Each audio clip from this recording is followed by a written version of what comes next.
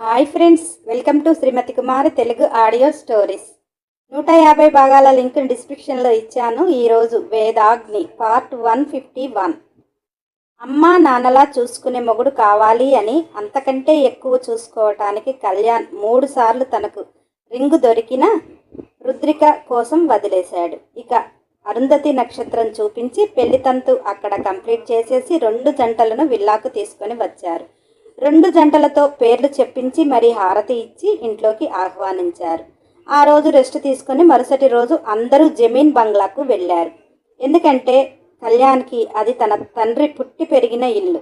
దాన్ని అందంగా ముస్తాబు చేపించి అక్కడ 2 జంటలకు వ్రతం చేపించారు. జానకికి ఇస్తానన్నది కళ్యాణ్ ఇచ్చేసి వేద్ చీర సారతో ఆమెను అత్తగారింటికి పంపించాడు. రుద్రిక కళ్యాణ్ని విల్లాకు తీసుకుని వచ్చారు. పద్ధతి ప్రకారం వాళ్ళ మొదటి రాత్రి అక్కడే జరగాలి. కానీ కళ్యాణ్ కోరిక మేరకు వేద్ మంచి బ్యూటిఫుల్ ప్లేస్కి వాళ్ళ హనీమూన్ టికెట్ బుక్ చేసి వాళ్ళ చేతిలో పెట్టి, మీ ఇష్టం, మీకు ఎప్పుడు రావాలి అనిపిస్తే అప్పుడు అని చెప్పాడు. రుద్రిక కళ్యాణ్ వేద్ వేగ్నికాల దగ్గర ఆశీర్వాదం తీసుకుని, రాగిని అరవింద్ల దగ్గర ఇద్దరు ఆశీర్వాదం తీసుకుని హనీమూన్కి బయలుదేరారు. రుద్రకి ల్యాబ్ ఓపెనింగ్ తర్వాత చాలామంది సైంటిస్టులు వచ్చి ఉన్నారు కనుక అతను వెళ్తాను అంటే లిటిల్ని వేదు ఉంచుకొని మహాని ఇచ్చి పంపించాడు. అక్కడ నీ పరిశోధన నువ్వు సాగించు, మహా నిన్ను చూసుకుంటుంది అని ఇద్దరిని పంపించాడు. రుద్రిక కళ్యాణ్కి సెండ్ ఆఫ్ ఇవ్వటానికి 2 కుటుంబాల సభ్యులు వెళ్ళారు. అలా అందరికీ టాటా చెప్పి ఫ్లైట్ ఎక్కారు. ఫ్లైట్ టేకాఫ్ అయిన అరగంటలో ఫ్లైట్ హైజాక్ చేశారు అని వార్త టీవీలో మారు మోగిపోతుంది. వాళ్ళను పంపించి ఇంటికి వచ్చిన వేద్ ఆ న్యూస్ చూడగానే అసలు ఏమీ అర్థం కాలేదు. 2 సెల్లులు నాట్ రీచబుల్. వేద్ వెంటనే అలర్ట్ అయ్యాడు. తన టీంని పంపించాడు. రుద్రిక కళ్యాణ్ వెళ్ళిన ఫ్లైట్లో మిగిలిన వాళ్ళు మొత్తం ఎవరు అంటే ఇంటర్నేషనల్ స్మగ్లర్స్. వాళ్ళు దొంగ పాస్పోర్ట్లతో ఆ ఫ్లైట్ని బుక్ చేశారు వీళ్ళిద్దరి కోసం. అలా వాళ్ళు కిడ్నాప్ అయినప్పుడు కళ్యాణ్ రుద్రికాని వేరు చేసేశారు. రుద్రికకైతే ఏమీ అర్థం కావటం లేదు. ఫ్లైట్ని ఒక చోట ల్యాండ్ చేశారు. ఒక్కరు కూడా ఆ దగ్గర పట్ల కూడా లేరు. వేద్ టీం చాలా ప్రయత్నించింది కానీ వేద్ టెర్రరిస్టులకు రారాజు కానీ ఈ స్మగ్లర్లను ఎప్పుడు ఆలోచించలేదు. స్మగ్లర్లు వాళ్ళు దోచుకోవటానికి ట్రై చేస్తారు కానీ మనుషుల ప్రాణాలకు హాని ఇవ్వరు. కానీ వాళ్ళ మీద పెద్దగా కన్ను వేసి లేడు. అందులో ఇంటర్నేషనల్ స్మగ్లర్స్ వీళ్ళిద్దరిని ఎందుకు కిడ్నాప్ చేశారు అనేది వేదిక తెలియక తల పట్టుకున్నాడు. 1 వీక్ అయిపోయింది కానీ వీళ్ళకి ఒక్క ఫోన్ కాల్ వచ్చింది కూడా లేదు. వాళ్ళని ఎందుకు కిడ్నాప్ చేశారు అని చెప్పటానికి లేదు. వేద్ టెన్షన్ని చూసిన విదేశాంగ మంత్రి బన్వర్లాల్ వేద్ ఫ్రెండ్. ఈ న్యూస్ ఇలా వైరల్ అయితే వాళ్ళు ఏదైనా ప్రమాదంలో పడవచ్చు, వాళ్ళిద్దరు సేఫ్గా హనీమూన్లో ఉన్నారు అని అనౌన్స్ చేయమన్నాడు. వేద్, ఏంట్రా, అది నా కూతురు, కళ్యాణ్ ఏమి మామూలు మనిషి కాదు, వాళ్ళని అలా అంటే? బన్వర్లాల్, రేయ్, కళ్యాణ్ డీజీపీగా ప్రమోట్ అయ్యేవాడు, అతనికి ఏజ్ లేదని ఆపారు. తన పోస్టుని హోల్డ్లో పెట్టాడు ప్రస్తుతం. అలాంటి మనిషి డిపార్ట్మెంట్కి వదులుకుంటుందా? అయినా నువ్వు సీక్రెట్గా నీ టీంని నడిపిస్తూనే ఉన్నావు కదా, ఇంకా ఈ న్యూస్ అవసరమా? ఆ రోజు ఆ ఫ్లైట్లో ఉన్న ఇంటర్నేషనల్ స్మగ్లర్స్ వల్ల మనకి వేరే దేశాలతో కూడా శత్రుత్వం ఏర్పడుతూ ఉంటుంది. అందుకే కామ్గా మన పని మనం చేద్దాం అని వేద్కి చెప్పి వాళ్ళిద్దరూ హనీమూన్కి వెళ్ళారు అని వేద్ అనౌన్స్ చేసేలా చేశాడు. రుద్రిక కిడ్నాప్ అయిన రోజు నుంచి కళ్ళకు గంతలే కట్టారు. తనతో లేడీస్ ఉన్నారు, టైంకి చక్కని ఫుడ్ అన్నీ చూసుకుంటున్నారు. రుద్రిక, వీళ్ళు నన్ను కిడ్నాప్ చేసి నన్ను ఒక క్వీన్ లాగా చూసుకుంటున్నారేంటి అని అనుకుంటుంది. కానీ వాళ్ళని ఎందుకు కిడ్నాప్ చేశారు అని ఎంత అడిగినా కానీ నోరైతే మెదపటం లేదు. అలా కిడ్నాప్ అయిన వారానికి ఒక చోటికి తీసుకుని వచ్చి ఆమె కళ్ళకు గంతలు విప్పారు. రుద్రిక 1 వీక్ తర్వాత కళ్ళు తెరిచింది. చుట్టూ సముద్రం తప్ప ఏమీ కనిపించట్లే. చల్లటి గాలి. తాను కిందకు చూస్తే సముద్రంపై చాలా ఎత్తులో ఉంది. ఒక 4 ఫ్లోర్లు. అది ఒక టైటానిక్ షిప్ కంటే కూడా పెద్దదే. ఎటు చూసినా ఎవ్వరూ కనిపించటం లేదు. మెల్లిగా అడుగులో అడుగు వేసుకుంటూ ముందుకు వస్తుంది. అసలు ఇక్కడికి నన్ను ఎందుకు తీసుకొని వచ్చారు, ఎందుకు వదిలేసిపోయారు, నా కళ్యాణ్ ఏడి అని ఏదో ఆలోచిస్తూ అలా ముందుకు నడుస్తుంటే అక్కడ అద్దాలతో చాలా పెద్ద రూమ్ కనిపించింది. లోపల ఏముందో అయితే కనిపించలా, ఎందుకంటే కర్టన్స్ అడ్డంగా ఉన్నాయి. మెల్లిగా డోర్ తీసింది. లోనికి చూసింది. మిగిలిన 3 పక్కల అద్దాలు ఉన్నాయి కానీ దానికి కర్టన్స్ లేవు. అసలు సముద్రంలోనే ఉన్నట్టుగా అనిపించింది. అలా చూశాక ఆటోమేటిక్గా అందులో బెడ్ని చూసింది. చక్కగా పూలతో డెకరేషన్ చేసి ఉండటం చూసి రుద్రికకి అప్పుడు బల్బు వెలిగింది. ఇది కిడ్నాప్ కాదు, నాకేదో సర్ప్రైజ్ కళ్యాణ్ ప్లాన్ చేశాడు అనుకుంటుంది. కళ్యాణ్ కళ్యాణ్ అని చుట్టూ చూస్తూ పిలుస్తుంది. కళ్యాణ్ రుద్రికాని వెనక నుంచి హగ్ చేసుకొని వెనక నుంచి కళ్ళు మూసేశాడు. రుద్రికకి కళ్యాణ్ హ్యాండ్ టచ్ ఫీల్ తెలుసు కదా. ఒకసారిగా చేతులు పట్టుకొని అతని గుండెల్లో వాలిపోతూ చాలా మిస్ అయ్యా. ఫస్ట్ కిడ్నాప్ అయిన రోజు భయంగా అనిపించింది. తర్వాత డాడీ ఉన్నాడు కదా అని భరోసాగా అనిపించింది. మన పెళ్లి తర్వాత ఇలా జరగటం, నువ్వు నాకు దూరం అవటం చాలా బాధగా అనిపించింది. ఏదేమైనా ఇలా ఇప్పుడు నీతో చాలా హ్యాపీగా ఉంది. ఐ లవ్ యూ అన్నది. కళ్యాణ్ చేతులు రుద్రిక నడుమును చేరాయి. ఆమె షోల్డర్పై తలపెట్టి, లైఫ్ స్వీట్గా ఉండాలి అంటే కొంచెం పెయిన్ తప్పదు. ఈ 7 days నేను కూడా ఆ పెయినే తీసుకున్నా నువ్వు లేక. కానీ 7 days ప్రయాణం సముద్రంలోనే జరిగింది తెలుసా అన్నాడు. రుద్రిక ఇంత ప్లాన్ చేయటం అవసరమా అన్నది. కళ్యాణ్, ముందు ముందు నీకే తెలుస్తుంది, వెళ్ళు. ఇన్ని రోజులు ఆగాను కానీ ఒక్క నిమిషం కూడా ఇక ఆగలేను అని తన చేతికి శారీ ఇస్తూ, నేను కూడా రానా వాష్రూంలోకి అన్నాడు. రుద్రిక ఏం వద్దు అంటూ సిగ్గుతో బాత్రూంలోకి వెళ్ళింది. ఆమెపై నీళ్లు పడుతుంటే ఇప్పటి వరకు కళ్యాణ్ చేతులు చేసిన అల్లరి గుర్తొచ్చి నవ్వుతూ తుల్లుతుంది. మరి ఇంత ఏకాంతం అవసరమా? సముద్రంలో 7 days అంటే ఇక్కడ ఎవరు ఉండరా, కళ్యాణ్ నేనేనా అని అదొక ఆలోచన రాగానే సముద్రంపై అంత ఎత్తులో వాళ్ళిద్దరే జరగబోయేది తలుచుకుని కొంచెం భయం, కొంచెం సిగ్గు, కొంచెం ఆరాటం, ఏంటేంటో అయిపోతుంది. రుద్రికకి అలా ఫ్రెష్ అయ్యి శారీ కట్టుకొని తలకి టవల్ కట్టుకొని మెల్లిగా బయటికి వచ్చింది. కళ్యాణ్ రుద్రికని చూస్తూ, ఈరోజు బయటికి రావేమో అనుకున్నా, బాగానే వచ్చావే అంటూ ఆమెను చేరి డ్రెస్సింగ్ టేబుల్ ముందు కూర్చోబెట్టి ఆమె తలకు ఉన్న టవల్ తీసి హెయిర్ తుడిచి అద్దంలోకి చూశాడు. ఆమె రెప్పలు వాలిపోయి గుండె సడి లయబద్ధంగా కదులుతున్నట్టు కనిపిస్తుంది. హెయిర్ని దువ్వి వదిలేశాడు. పుట్టలు కమ్మలు పెడుతూ, ఇవన్నీ ఒక్కొక్కటి ఫస్ట్ నైట్ రోజు ఖాళీ తీస్తానన్నాడు కదా. మెడలో నెక్లెస్, పాపిడ బిళ్ళ అన్నీ పెడుతుంటే రుద్రిక కనుబొమ్మలు ముడిచేసి, ఇప్పుడు ఆ ఖాళీ ఎందుకు గుర్తుకొచ్చాడు నీకు అని కోపంగా అన్నది. కళ్యాణ్ చేతి గాజులు వేసి ఫ్లోర్ మీద కూర్చొని కాళ్లకు పట్టాలు పెడుతూ, ఎందుకంటే వాడితో నీ ఫస్ట్ నైట్ కనుక అనగానే రుద్రిక కోపంగా, ఏం మాట్లాడుతున్నావు నువ్వు అన్నది. కళ్యాణ్, ఎస్, వాడికి నువ్వంటే ప్రాణం, అందుకే వాడికి ఇచ్చేయటం న్యాయం కదా అన్నాడు. రుద్రిక లేచి నిలబడి, నా బాడీపై హ్యాండ్ వేయాలి అంటే నా మనసు గెలవాలి, కానీ ఇలా మీరు చేస్తాను అంటే ఇచ్చేస్తాను అనుకున్నారా? అయినా ఏంటి మీరు మాట్లాడేది? నాకు మీరు తాళి కట్టి ఎవరికో ఇచ్చేయటం ఏంటి అని కోపంగా అంటుంటే కళ్యాణ్ సన్నటి వడ్డానం రుద్రిక నడుమునకు పెట్టేస్తూ గిలిగింతలు పెడుతూ, ఎందుకంటే వాడికి నిన్ను అమ్మేశాను, తాళి నేను కట్టాను, వాడు అన్నట్టు శోభనం వాడితోటే, పిలవనా వాడిని అన్నాడు.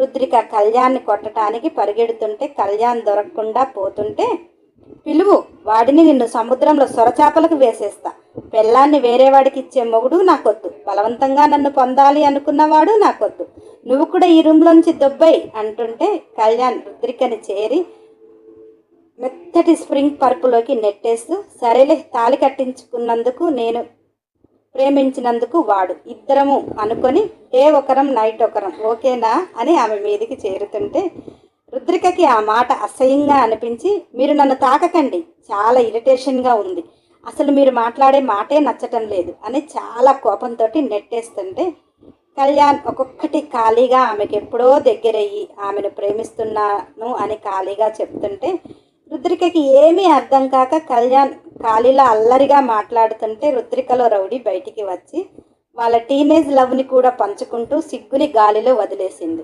కళ్యాణ్ ప్రేమని ఆస్వాదిస్తూ ఆ ప్రేమకు మైమరచి కళ్యాణ్ని ఇష్టంగా తన పైకి లాక్కొని పెదవులు జత చేసింది.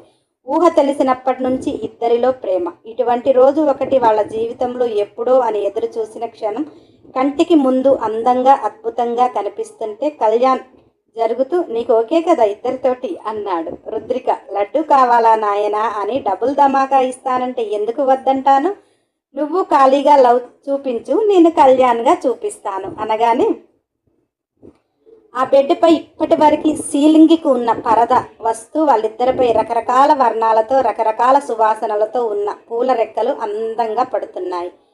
చాలా పల్లుచటి పరద అలా వచ్చి బెడ్కి క్లోజ్ అయిపోయింది. వయసు దాహాలు తీరటానికి తపన మొదలైంది. కాలం ఆగిపోతుంది, ప్రణయం సాగిపోతుంది. కళ్యాణ్ మొదటిగా ఆమెను ముద్దు పెట్టి పాపడబిళ్ళ నుదుటిన ముద్దు పెట్టి పాపడబిళ్ళ పెదవులతో తీసేశాడు. రుద్రికకి పరవశం పరవళ్ళు తొక్కటం స్టార్ట్ అయింది. అలా చెవికమ్మలు దగ్గరికి వచ్చాడు. అవి కూడా అతని పెదవులతో తీశాడు.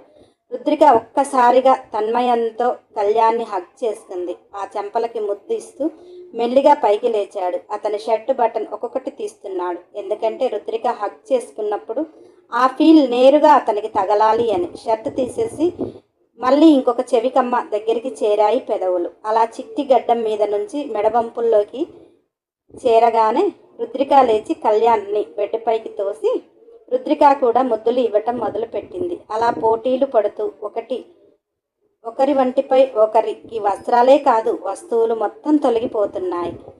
మల్లెపూల పక్క మీద తొలి రాత్రి మొదలైంది. మొగుడు పెళ్ళాలుగా మొదటి రాత్రి షురూ అయింది.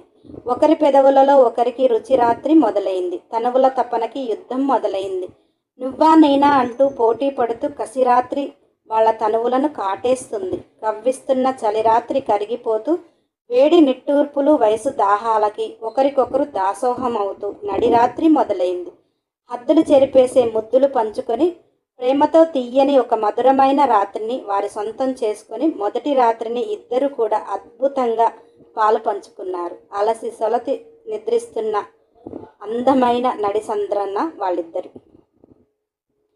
వేద్ ఈ విషయాలేమీ రుద్రకి చెప్పలేదు. ఎందుకంటే రుద్ర ఇప్పుడు అందరితో 1 వీక్ ఆగకుండా చర్చల్లో ఉంటాడు. 50% ఇమ్యూనిటీ బూస్టర్ ఓకే అయింది. మిగిలిన 50% కెమికల్గా కాకుండా ఫుడ్ సిస్టమ్ నుంచి, అంటే ఆహార పదార్థాలలో విటమిన్స్ ఎలా స్టోర్ చేయాలి, ఆ స్టోర్ చేసినవి ట్యాబ్లెట్ల రూపంలోకి రావాలి అంటే దాని రూపకల్పన ఎలా ఉండాలి. ఇమ్యూనిటీ బూస్టర్ 100%కి రావాలి అంటే ఒక ట్యాబ్లెట్ వేసుకోగానే వాళ్ళకు ముందు బాడీకి సరిపడ ఇమ్యూనిటీ అందాలి. అలా ఇమ్యూనిటీ అందితేనే వాళ్ళు తమ జబ్బు నుంచి బయటపడటానికి ఛాన్సెస్ ఉంటాయి. అంతా కెమికల్ రూపంలో ఇస్తే బాడీ రియాక్షన్ ట్రీట్మెంట్కి తక్కువగా ఉంటుంది. అందుకని ముందు వాళ్ళ బాడీ కూడా ఇమ్యూనిటీ బూస్టర్ ఫుడ్ నుంచి అదే ఇమ్యూనిటీ కూడా వాళ్ళ బాడీకి చేర్చాలి. అంటే ఆహార పదార్థాల నుంచి ఆ ప్రాసెస్ ఎలా స్టార్ట్ అవుతుంది అంటే అది మనం ఆహారంగా తీసుకుంటే ఎంత ఆహారం తీసుకుంటే మన బాడీ 1 లీటర్ బ్లడ్ని తయారు చేస్తుంది.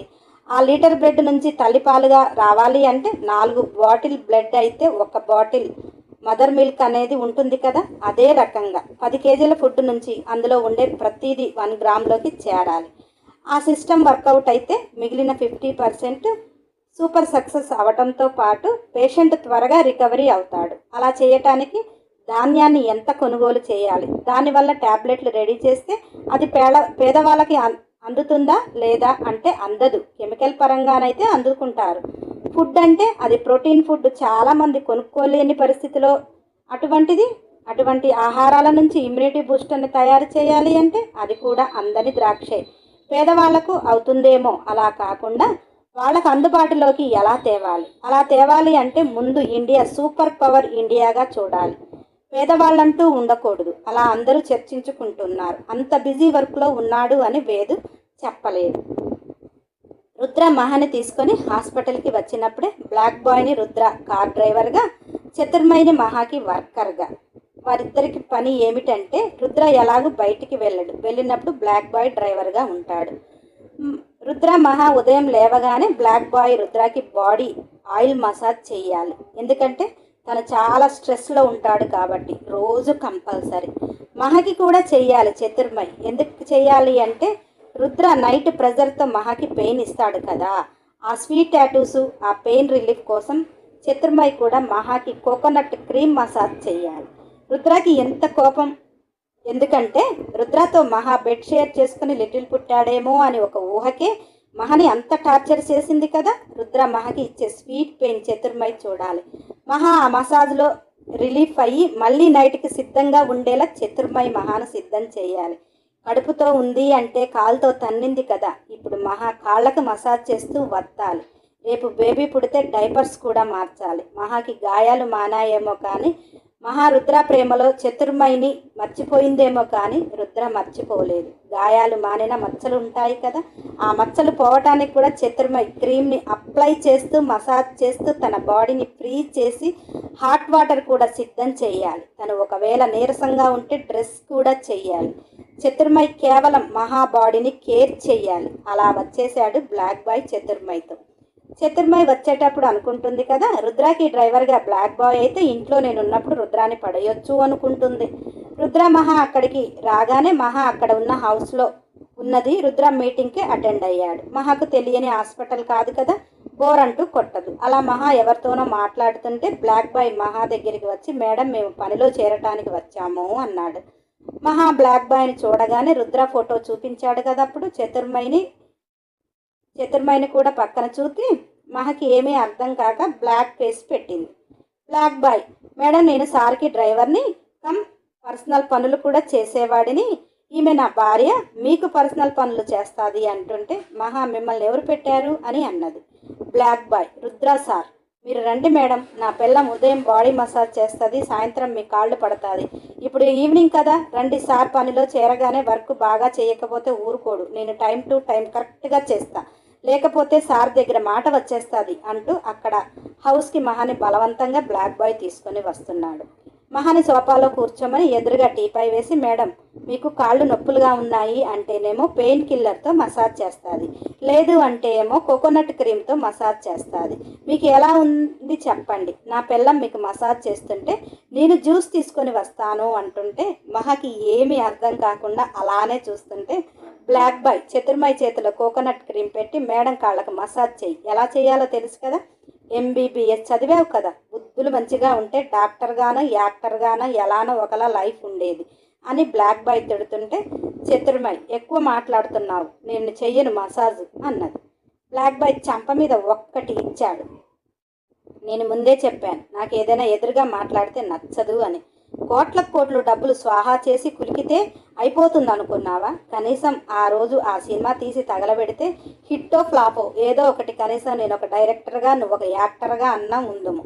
అలా డబ్బులు పోయినా కానీ ఏమోలే అనుకుందును. నన్ను డైరెక్టర్ని కానివ్వలేదు, నువ్వు యాక్టర్వి కాకుండా డాక్టర్కి అవుతానని వచ్చి కాంపౌండర్వి కూడా కాలేకపోతున్నావు అని మూసుకొని చెయ్యి అని మహా కాళ్ళ దగ్గరికి ఒక్క తోపు తోశాడు బ్లాక్ బాయ్. ఎదురు మాట్లాడితే నీ ఒళ్ళు మెత్తగా మెదుగుతుంది అని తెలుసు. అలా ఒళ్ళు మెదుపుకొని రాత్రికి నేను పెట్టే టార్చర్కి సిద్ధంగా ఉండాలంటే కష్టం కదా, అందుకే డేలో తన్నులు తినకుండా త్వరగా కానివ్వు అని బెదిరించగానే చతుర్మయ్ ఫ్లోర్ మీద కూర్చొని మెల్లిగా మహాకాళ్ళు పడుతుంది. బ్లాక్ బాయ్, మేడం మీరు సోఫాకి ఆనుకొని హ్యాపీగా రెస్ట్ తీసుకోండి, నేను జ్యూస్ పట్టుకొని వస్తా అని వెళ్ళాడు. మహాకైతే ఏమీ అర్థం కాలే, కానీ చతుర్మయ్ కాళ్ళు ప్రెస్ చేస్తుంటే హాయిగా అనిపించింది. ఎందుకంటే రుద్రబాబు నైట్ చేసే రచ్చ రంబోలకి పాపం తీసుకోలేకపోతుంది, అందుకే అలా రెస్ట్ తీసుకుంటుంది. నెక్స్ట్ ఎపిసోడ్ కోసం సబ్స్క్రైబ్ చేసుకునే వారు ఉంటే చేసుకొని బెల్ ఐకాన్ టచ్ చేసి ఖచ్చితంగా ఒక లైక్ చేయండి, కంపల్సరీ ఒక కామెంట్ ఇవ్వండి, వీలైతే షేర్ చేయండి. మన ఛానల్లో కంప్లీట్ అయిన స్టోరీలు చాలా ఉన్నాయి, ప్లేలిస్ట్లో పెట్టాను, నాన్ స్టాప్గా వినండి. మీ యొక్క లైక్ పడ్డ కష్టాన్ని హ్యాపీ చేస్తుంది, ఇదైతే గుర్తు.